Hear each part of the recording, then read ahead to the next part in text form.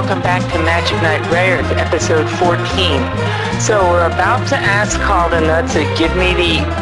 What hires you? Hold on. First you try to get them to kill Fu, then Fu to kill them, then you tried to kill them, and now you want their money? Are you kidding me? Well, 30,000 gold? I mean, I could hire 5, yeah. Ignore what I was about to say. Let's just pay the 30,000.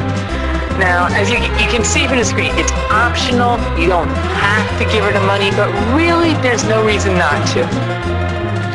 And you're going to go to a volcano. Now, the last time I went to a volcano in a video game, Umi, you are not going to hit me, was when I was playing Final Fantasy Mystic Quest. Yes, I played that game even though it's the baby's version, and I hated the volcano passionately. So you can tell this is going to be wonderful. Okay, now that the Mountain of No Return is a false name, and you have a new high-priced guide, note the air quotation marks, the volcano, unfortunately, is not quite as close to your starting point as the mountain was. Fortunately, you get to take a nap whenever you need to, and you get to nap with a dancing girl who costs 30,000 gold. It's too easy to make the joke. Florence. What kind of a name for a monster is Florence?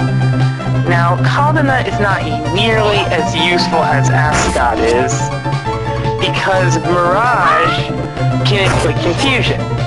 Now, it's not worthless, but I will take 4-digit damage to everyone over confusion any day. But I guess it's not completely worthless. You'll notice the downgrade though, no question. Confusion, like in pretty much any RPG that uses the status ailment, with the exception of Pokemon, to some people's chagrin, yes, I play it, deal with it, goes away when you're hit. That's part of why it's not so useful, because unless you get fortunate and they hit themselves for decent damage, she's not going to be able to do anything. And you don't need to, obviously you don't need her because it's optional, and you won't regret her if you don't. You've got the money, you've got nothing better to do with it, and if nothing else, she's a meat shield.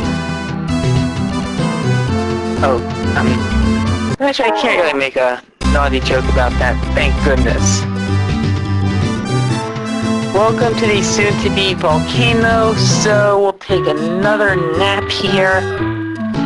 And no rush, there's only, some guy who's under the influence of the Imperious Curse out to, kill you. Welcome to the volcano. Please watch out for being overdressed, and remember to watch out for dehydration. Please remember to wear your SPF 500 sunscreen.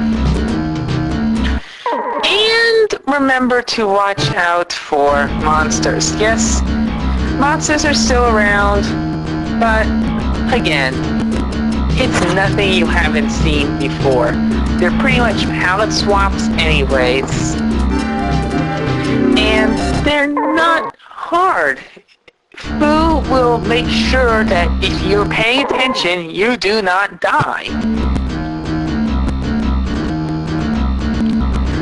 So we can just raid the place for some goodies. Never hurts. You'll get a chance to gain some levels out of it, get armor. It's pretty routine. Finally, some new enemies, were-tigers. Feels like I've seen them before. So confused. least they do tend to show a good tendency to beat up on each other first. And if they end up passing turns to get to you, where's the harm? On an unrelated note, WavemasterAshi Criticals, if you're enjoying my audio commentary, please leave a comment. I'd love to hear it. If you think I'm doing something horrible, tell me. And especially if you like what I'm doing, keep an eye out for Ishiyama's Final Fantasy VIII playthrough. It's already in progress, but I will be joining in partway through to take on this for there also. It should be enjoyable. Certainly it's a more in-depth game, and really there's enough differences, and it's just longer, that there's more to say. I might be seeming kind of repetitive, but this game, it's fun. I encourage you to try it out. It's not complex, but it is repetitive. And there's really nothing you can do about that. Nothing I'd be worried about.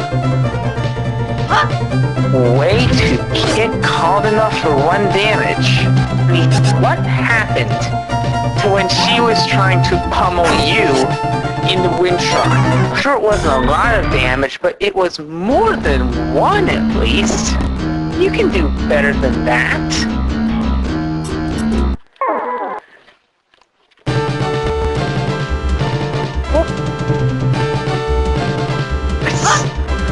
I can't recall it. We have seen monsters like that before. Mirage, it's not guaranteed to hit. What was that spell? Honestly, I'm not sure what that was supposed to be. It looked kind of like, honestly, the Sun Magnet from Earthbound. But it's not.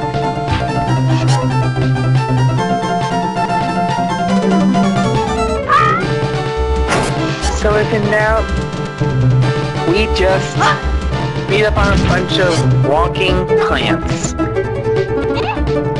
I think about it, they also look kind of like when they thrust those vines at you out of Neopheo from Chrono Cross. That was cute. I should probably play that again sometime. For that matter, anyone should probably play that sometime. Definitely a quality game.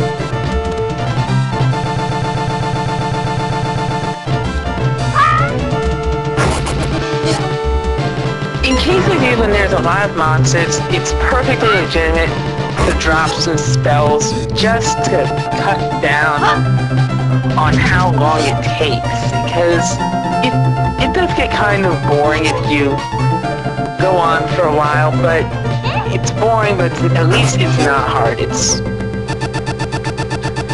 really a good game for beginners to play. If you're not used to the genre, or you're just looking for something to give you a little cooldown after an epic project, this is a game for you. And of course, if you like the series. Incidentally, if you don't know the series, you will be in for a bit of a surprise towards the end. It's already been alluded somewhat that there's something going on under the scenes, but you don't know what. I'll admit it, I love Zagato. He is just... Ow. Okay, so that can at least do some damage, but it's kind of like a demi-spell. It shouldn't kill you. And if you're close to being killed, that's what Little Miss Wind Girl is for. And the other thing Little Miss Wind Girl is good for is potentially healing you as we close out this episode of Magic Knight Rayearth. Join us back next time when we continue exploring this giant volcano. I'm Ashi. Bye-bye.